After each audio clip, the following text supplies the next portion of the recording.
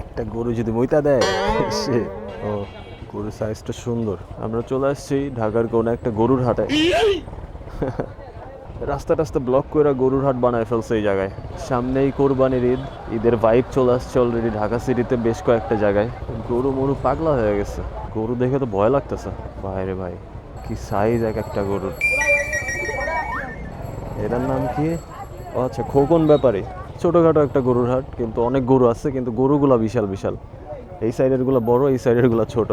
গাড়িতে যে কি কি লাগলো না না না না বাংলাদেশ হচ্ছে এমন একটা জায়গা যেখানে রাস্তাঘাট বন্ধ করে আপনি যা মন চাই তাই করতে পারবেন। সামনে কোরবানির ঈদ, এটা এখন সব জায়গায় হবে ওটা বলে কোনো লাভ নাই।